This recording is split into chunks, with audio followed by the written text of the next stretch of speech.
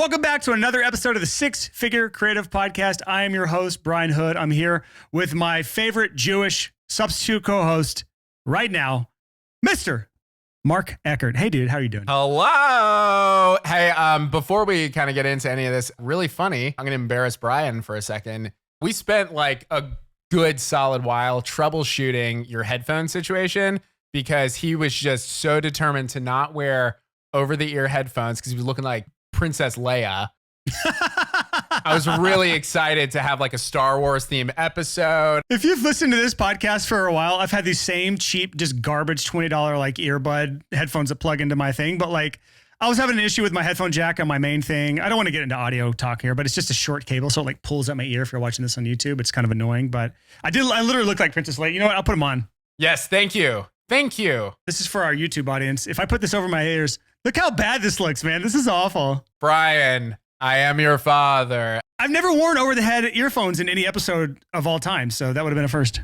It looked great. I wish you still wore it and we didn't troubleshoot any of this because then I could have just, ragged on you the whole fucking time. That would have been great. I'm going to change the subject because our audience doesn't care about. Speaking of Star Wars. Speaking of Star Wars, we're on our client acquisition series, which has nothing to do with client acquisition. Today, we've got a really good episode planned out, at least. We'll see how it actually comes out. I don't know if it's going to be a good episode yet, listeners, because we haven't made it yet, but I promise you we're going to try our best. We have a really good topic planned here from really good sources. Actually, you and I both, Mark, have read the book called $100 Million Offers by Alex Hormozi.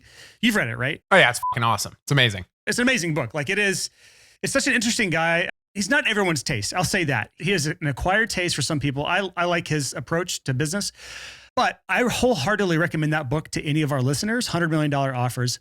And the reason being is as freelancers, as creatives, as anyone offering any sort of service, honestly, if we don't have a good offer, meaning the thing we are offering to people, if that's not the best it can possibly be, then we're missing out on so many sales, so many clients, so much potential work. Like everything as a freelancer hinges on our offer, which is like marketing jargon. Offer is like a very marketing focused term. I don't really like it, but it really does tie into creatives because we are offering some sort of creative service to other people or product in some cases, because we do have e-commerce people listening to this podcast. But the $100 Million Offers book is, I think the tagline is something like how to make an offer so good, people feel stupid saying no. If you were to look at your business right now, like it's likely that is not the case. People would not feel stupid saying no to you because there's 10 other people that could go hire to do the exact same thing, the exact same way, if not better. So that book is our like six-figure creative salute recommendation. Go buy that book right now. Alex Hormozi doesn't care that we exist, so we're not getting any kickback for this. The book's like 99 cents. He's not going to get a sale from us anyways. That's true. Well, actually, I bought the like $20 hardcover copy because I want the actual hardcover. It's like a textbook size. It's huge. It's thin. There's a lot of animations and like little doodles and stuff in it to really get the points home. But actually, the topic for today is from that book. And the reason I wanted to talk up this topic is because although your offer is a huge part of client acquisition, amazingly, like it is probably the hinge of it. Maybe we'll talk about that on our next episode in the series, Mark, as we'll just have a whole episode about your offer. But once you get beyond that, getting awareness for your offer is a huge part. We've talked about this a little bit in the past, here and there. Last episode in the series, we actually talked about attracting people to you, being attractive to your ideal client. The one before that in the series, we talked about actually closing clients, which is a huge part of client acquisition is sales. This is more of the how do we get eyeballs on us to know that we exist. And in the book, $100 Million Offers, he actually gives 6 client sources. We thought of one extra one that's not in here, which is networking, that he didn't really have in there, but that's because he only does things that are scalable. And as freelancers, we don't always have to do things that are scalable. So yeah, I also think sometimes like in more creative industries, a lot of times you work with your friends, which, if you're in a different industry, a lot of times you're kind of just working with complete random people and you don't end up becoming like best buds. And I would kind of think that a little bit. That's why networking is usually a big deal. Yeah. So we're going to talk through maybe not all 6 of these client sources. Actually, the better way of looking at it is 6 ways to create awareness for yourself. Like how do you become known from unknown to known? We'll at least let you know what these 6 are, but we're going to we're actually going to talk through our thoughts on a few of these at least, because I don't actually, if I'm looking at the 6 right now, 1, 2, 3, 4, 4.5, like 4 I've really focused on and made at least $100,000 on each of these 4 in my lifetime, if not multiple 6 figures, maybe even 7 figures on one of these alone. But I've made at least $100,000 off of 4 of these 6 sources. One of those client referrals being hard to track. So there's probably more on that than I could actually track. But let's talk through these 6 really quick and then we'll dive into these. Mark, just talk through the 6 really quick just so people have a rundown of what some of the things we'll be talking about today. Okay, cool. So we're going to go through all 6, and this is from highest cost to lowest cost to make any of this happen. So the first is paid media. The second is outbound. The third is earned media. The fourth is partners. The fifth is owned media. And the sixth is client referrals. Yeah. And if all of that sounded confusing to you, other than what paid media is and client referrals, those are probably the only 2 that most people even understand how that would work as a freelancer. We're going to talk through these. Where do you want to start with this, Mark? I feel like paid media is where I want to go because I've spent so much on paid ads and our audience is probably the least likely to do this. So I don't know if we should go there first. I don't want to like bounce around too much, but we always talk about, posting organic content. So why don't we start with earned media, because that's actually really inspired a lot of my paid media lately. Yeah, let's start there. Okay, so earned media, for those who don't know, earned media is essentially media that you've earned, eyeballs that you've earned. You've created some sort of content. It's usually content marketing. You've created something that is so valuable that it draws people to you. So content marketing, this podcast is a form of earned media. Posting on social media is a form of earned media because you're getting people to follow you and engage with your content. A YouTube channel is a form of earned media. Blog is a form of earned media. SEO is earned media. All of it is, depending on what your talent levels are, depending on where your skill set is, depending on what you prefer as a human being, some of these may be more viable for you than others. Like, for example, I don't play the social media game. Like, that's not a thing that I play. I do pay a person to do our TikTok. But that's the extent of our social media strategy. But I do heavily invest into podcasting because I can talk. I can talk. I have no problem talking. I'll talk all day long, talk. But not everyone is that way. So you've got to find which one it is that actually works well for you. So for you, Mark, it's been a big thing for you has been social media. And I think our audience, most freelancers, that's probably the first taste of earned media they'll ever have is social media. Yeah, so earned media is kind of interesting because everybody just talks about social media and everybody just thinks it's your channels, right? Like that's basically it, or it's a blog or whatever. But it can come in a lot of different forms. For instance, what I'm doing right now for, my personal stuff and that pitch is we're posting on Instagram Reels every single day. Basically, the reason why we do that is, frankly, that's where a lot of our audience lives. And that's just the platform that I really understand. Okay, boomer. Funny story is I made a TikTok like 2 years ago and I posted like some random production video. This little kid just posts, "Okay, boomer." And I was like, "Fuck this, I'm out of here." Which is so funny because like if you'd been on 2 years ago and continued on and just posted the stuff you're posting on Instagram Reels, you'd have like so many more followers and like such a bigger following, but you let that little kid who called you a boomer ruin your social media experience. Oh, it was dumb. It was dumb. Yeah, no. Like I definitely look back and I'm like, I was dumb, but whatever. I don't care. It's fine. You learn. I'm looking from our audience perspective because some people, they avoid earned media because they don't want to be judged.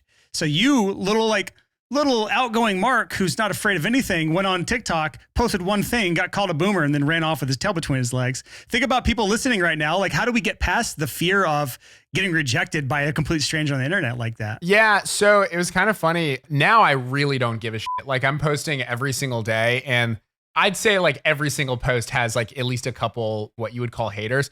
I just like genuinely don't give a shit anymore. It's kind of funny. I think people like really get upset with it, but I think what it really came down to is 2 years ago when I was posting a lot of that stuff, just being a little bit vulnerable here, bro. I was less confident with my product, like what my offer was. And now I really know exactly what we're doing, like what I'm doing. And I'm very confident with the value that we can give. So I think that's why I really don't care. Because if anybody says anything, I'm like, we've paid out $1 million to producers. Like, fine, shit talk me. It's like, whatever.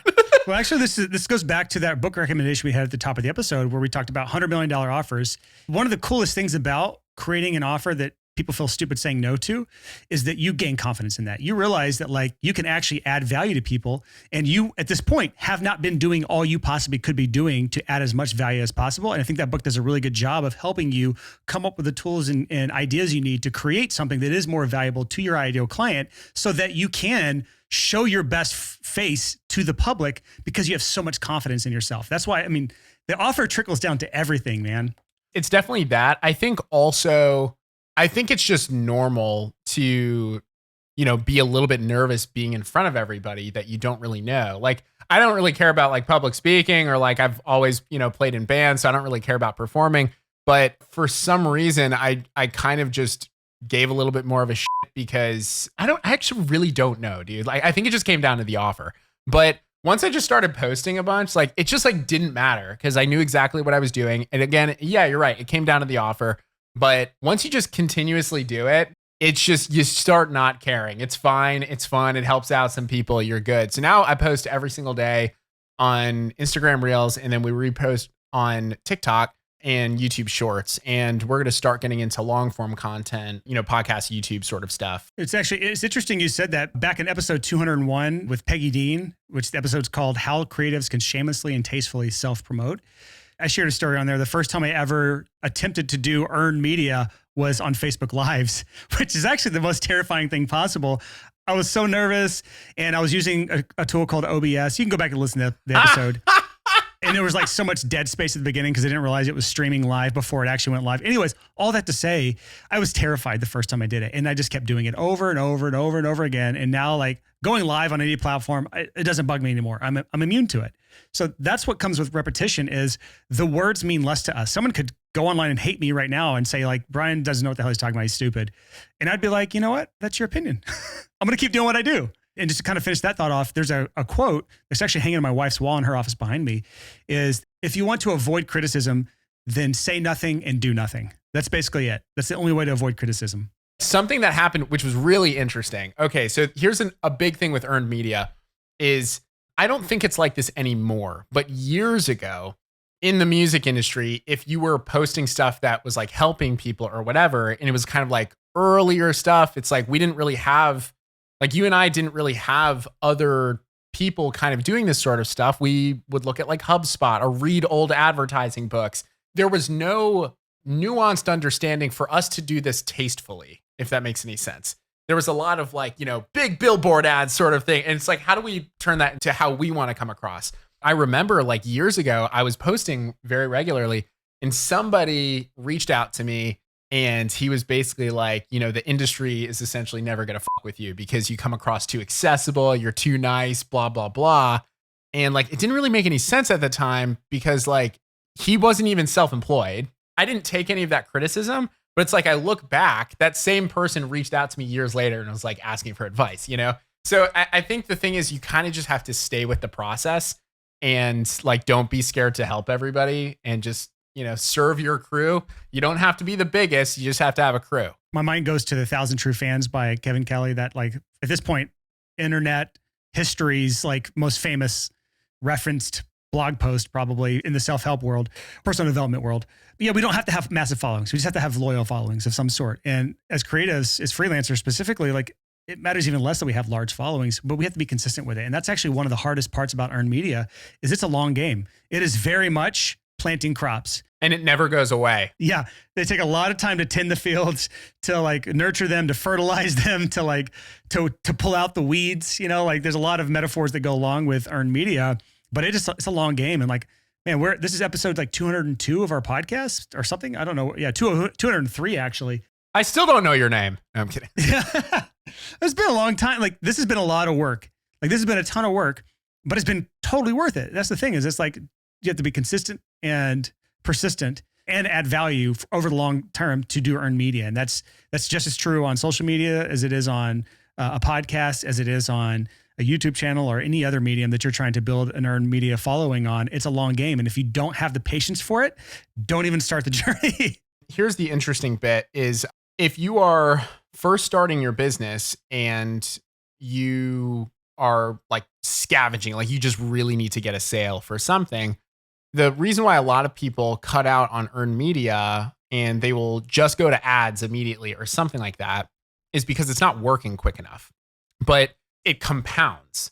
And once it starts compounding, not only do you get more sales from earned media, but also your paid ads become cheaper as well. I wanted to go to paid media next because like to me, paid media doesn't work without an earned media to back it up. So we need to talk about that. But before we get into that, I do want to mention that the compounding effect that you're talking about is really true on podcasts. Like we probably average around 100 downloads a month on our long backlog of episodes. So that just means like 200 episodes in our backlog. Obviously, the more recent ones get a lot more per month because they're more recent, but like something from like episode 100 probably gets 100 episodes or 100 downloads this month. But that's for 200 episodes. So that's 20,000 downloads a month on our podcast just from our backlog, not counting the people that are listening to our new stuff week to week to week. So like that stuff compounds, because when we have 1,000 episodes, that means that's 100,000 downloads a month that I just get passively because I've worked up to it over time. So that is what you mean by the compounding effect. And it's the same on YouTube, although YouTube has a discovery engine that podcasting doesn't really have, except now with podcast, Spotify is attempting to be kind of the discovery engine because they're recommending podcasts to you based on your interest and demographics, which is cool. But it hasn't really moved the needle a ton for many podcasts yet. But YouTube is the place where you can actually be discovered and be recommended on the homepage and stuff like that. So social media is the same. TikTok has a discovery engine, but the backlog is kind of dead. I think this was a big lesson that I learned. Is something timeline based or is it search engine based? So for instance, Instagram and TikTok and Twitter. Remember Twitter? Yeah. You're not going to see a lot of activity on stuff from a year ago. Like when was the last time you got a like or a comment on something that was a year ago? That creepy person who's like stalking you and they like bomb you, or they go back like 6 years and like 20 photos and you're like, oh, that feels invasive. Right. So the thing is with Instagram, TikTok, YouTube Shorts, Twitter, it's very easy to put out content every single day, but that content is, it's a flash in the pan. Now, long form content, YouTube, podcasts, stuff like that, it's a lot more difficult to make. Before we started doing this podcast today, we talked for, a half hour. Half of it was him not being Princess Leia anymore and figuring out audio. But the other half was talking about, what the hell should we talk about today? Let's make a good episode.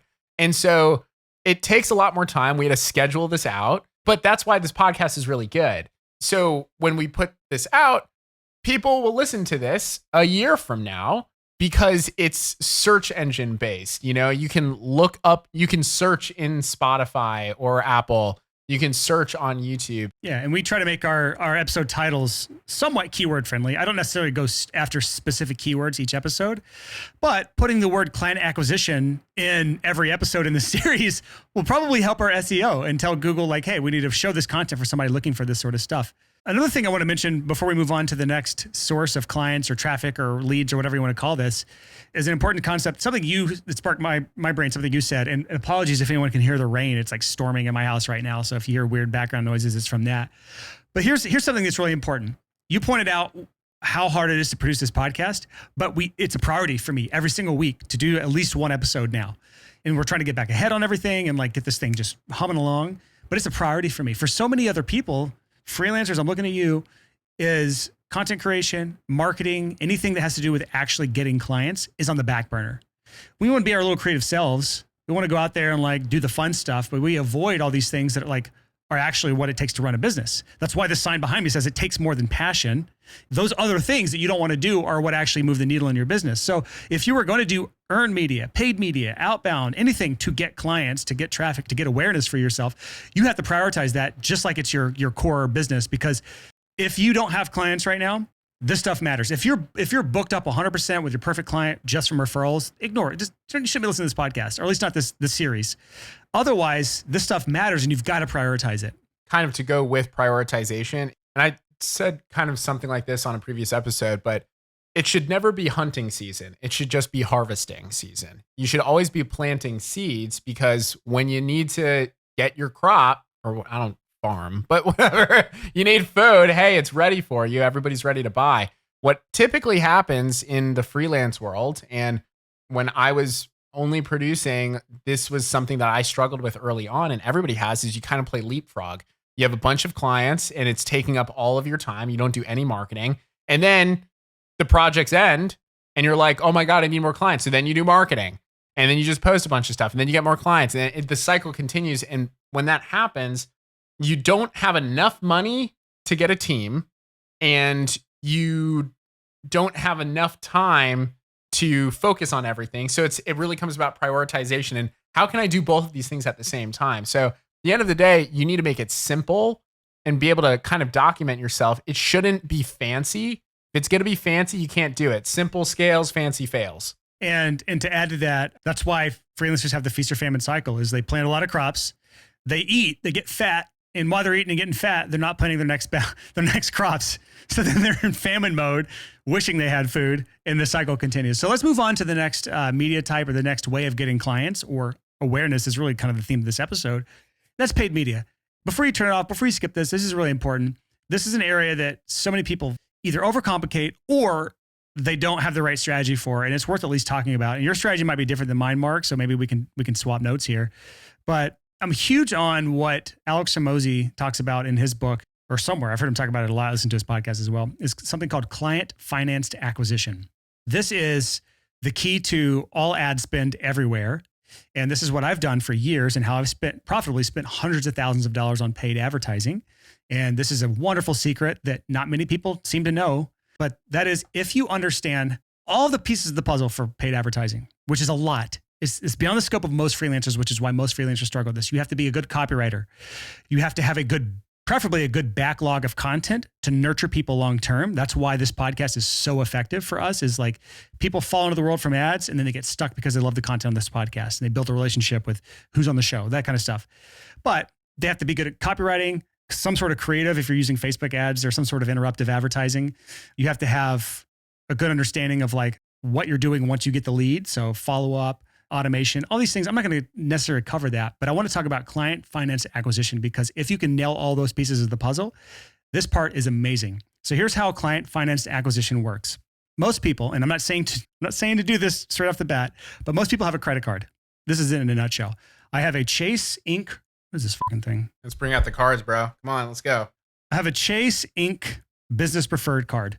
On this card, I don't know what the credit limit is. It's something pretty damn high. The wonderful thing about that specific card is it's 3 points per dollar spent on ads. So that's what's paid for our honeymoon. That's awesome. Yeah, it's amazing. So with that credit card, I can spend up to whatever the credit limit is. I don't know what it is, tens of thousands in a month. And I have the entire month to recoup that ad spend before I have to shell out any of my own actual money. What happens is, if you have a really good dial-in funnel that you've tested first, you can start to scale up ad spend in a way that says this: if I spend $1,000 this week on paid ads, what do I make off of that, those leads that I get in those first 30 days? Because I have 30 days to monetize those leads.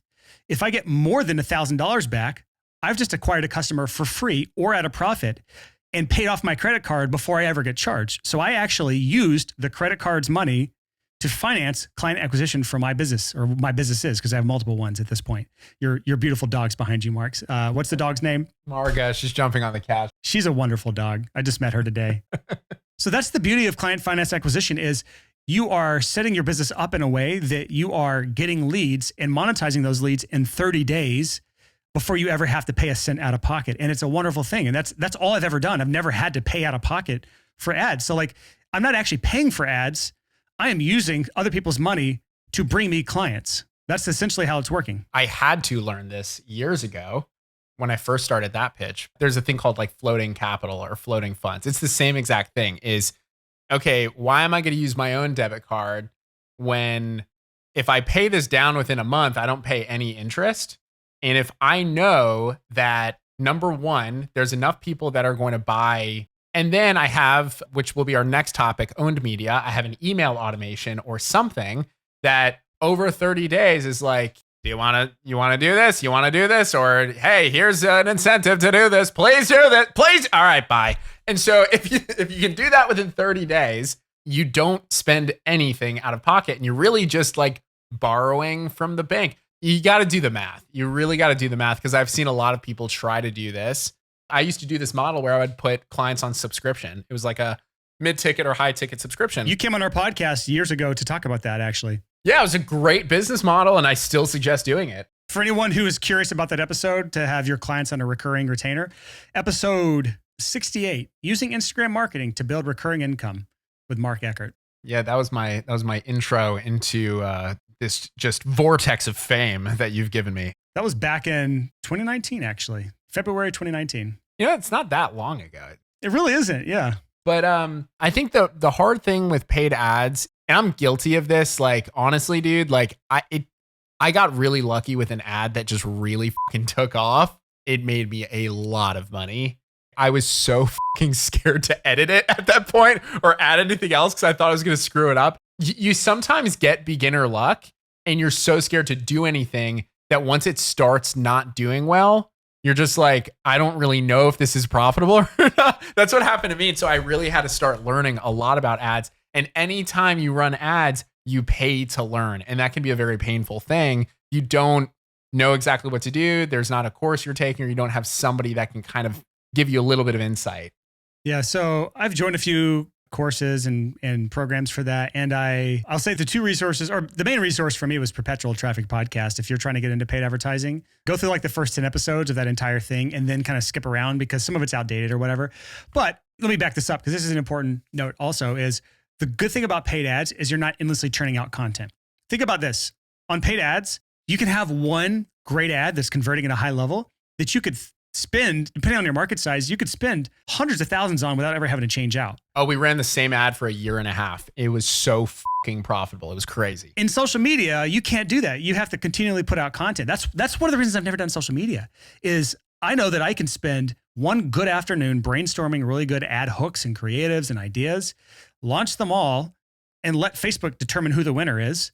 And then I'm done for a while. Like I can just let that run and I can tweak if I want to. But once I have a reasonable return on ad spend within 30 days, I move on to other things because there's bigger and better things to work on in my business.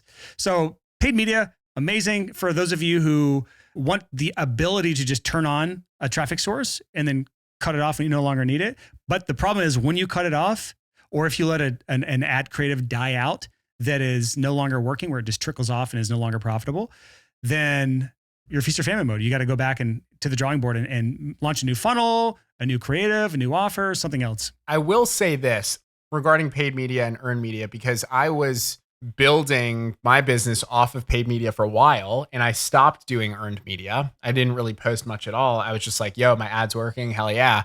But what I've found is I think the best situation is to do both. And this is why. This is what I've learned recently. You know, you can talk about like how platforms constantly change and blah, blah, blah. But I think at the end of the day, earned media decreases your cost of acquisition because it gives you the ability to build a relation with somebody over time in different ways. Whereas ads, they're really, unless you're just a maniac with ads, you're not going to run 1,000 different pieces of content necessarily. And you shouldn't, you know, because you'd waste so much money. But earned media, you can post all these different things. And what I've noticed recently, for me at least, is it's kind of me A/B testing. It's like me testing a bunch of different ads because every ad is essentially an organic piece. And people overcomplicate Facebook ads. All you're doing is you are paying to build your own algorithm. That's it. If you're doing earned media and you're just posting something, the algorithm decides who it's going to get in front of. That's it. But a paid ad is you pay for the luxury of telling Instagram, Facebook, TikTok, whomever of how you want the algorithm to work for you and how many people you want it to get in front of. That's the power. But you can only do that if you already have something that's kind of working, because it all comes down to the ad. Well, here's the other added benefit of paid media that no one talks about. I've never seen anyone talk about this. This is so helpful for me is when I'm running ads, you have something called statistical significance. That means that there are enough eyeballs that have seen this thing and a split test has shown that version A is better than version B. I can so quickly test. I can get thousands or tens of thousands of impressions in days to tell me which one is more attractive to my ideal client. When I know this definitively, I can roll it out through the rest of my business. New headlines on my main landing pages, how I talk about our position, my messaging in some way, shape, or form. It speeds up learning so much so that all other areas of your business are more effective now. We've talked about this as freelancers. We may have the most appealing offer in the world, but if we can't explain it to people in a way that's attractive, meaning your messaging is on point, then it doesn't matter how good your offer is. So if we take that to now paid media and we try a bunch of different angles, call it little miniature elevator pitches, and we see which one's the most attractive to people according to a massive scale of testing, now anyone I ever talk to, any landing page that I create to warm traffic, I don't have to test anymore. I know that's statistically proven to be the best way to communicate that thing. What I also realized too, and it kind of goes back to the start of the conversation, it all comes back to the offer. I have had in the past the biggest issue on how to communicate what my offer was. Not for production necessarily with my freelance clients, but for that pitch and some other things that I've had. And you might run into like, you don't know how to explain exactly the value you provide. And if you can't explain that, if you can't communicate it, then you're going to have problems. It all stems to the offer. I think, Brian, the reason why you, over the vast majority of people that I know, are so great at just communicating, this is the one thing it does. Forget everything else you know. This works. It's not the sexiest thing, but it just works. And that's what makes it sexy, you know? And you've just done a really, really good job of like good communication. You used to send me like copywriting courses. I think that's how you knew I was serious, is because I was like 5 years old at the time, whatever the hell, you know, pre-beard. And you were like, hey, buy this course. It was like one of the first conversations you had. And I think it was like $400. I probably had like $405 in my bank account. And I called you and I was like, okay, I bought it. And I think you were like, okay, sick. Okay. That was like me proving to you. It's like, all right, bro, that means I can hit you up again. What a people pleaser, dude. What a people pleaser. No, it's one of the best courses I ever took. Anyway, sorry, I'm getting off topic, but it all comes down to the offer. Here's the problem with this, man. It doesn't all come down to anything. And if I ever say that, I'm probably overstating it. Like, honestly, all of this stuff plays together. Like paid media, amazing, really hard to make it work if you don't have some sort of earned media, some sort of consensual content. Sure, that's a way of saying it. Continuous content. If you don't have some sort of continuous content coming out over time to nurture people, because like, if you listen to our last episode in this client acquisition series, I call it the 3% rule. So this number varies all over the place, but only like 1 to 3% of people are ready to buy right now. The other chunk, like 15, 20% of people are in consideration phase.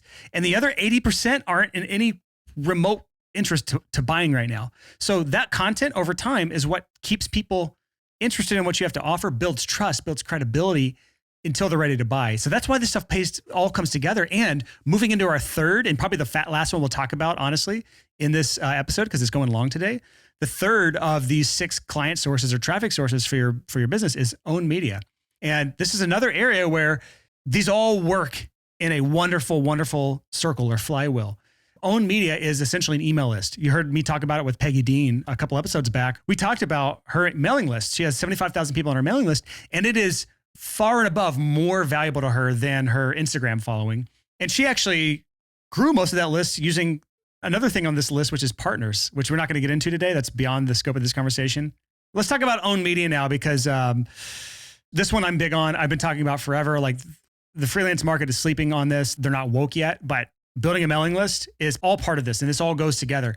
Paid media to build the list, earned media to nurture the list, owned media to then sell to the list. And when we talk about, like, if you're going to have earned media, a podcast, a YouTube channel, if you don't have an email list to let that audience know when new content comes out, you can't rely on YouTube subscriptions. You can't rely on the Instagram algorithm. You can't rely on the podcast feed. You have to have an owned media source, like a mailing list, to control who sees what when they see it. I kind of want to bring this back to a couple episodes ago when we were talking about dating. Imagine going on a date. It went phenomenally well, and then you just never hit them up again. In the relationship, this is getting the number.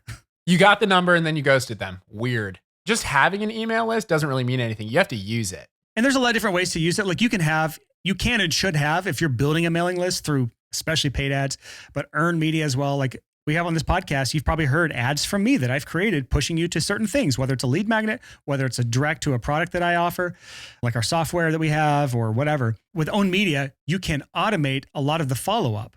But that doesn't have to be the only way of doing it. You can also do manual follow-up with people, because I'll take segments of my email list all the time and manually email them when I have something that I'm like, something especially higher cost, like a freelance service that I can afford to mail out one-to-one, where I don't have to have it at scale. Like software companies where you're like paying $20, $30 a month, whatever, it's hard to do personalized one-to-one outreach. It's just not very profitable.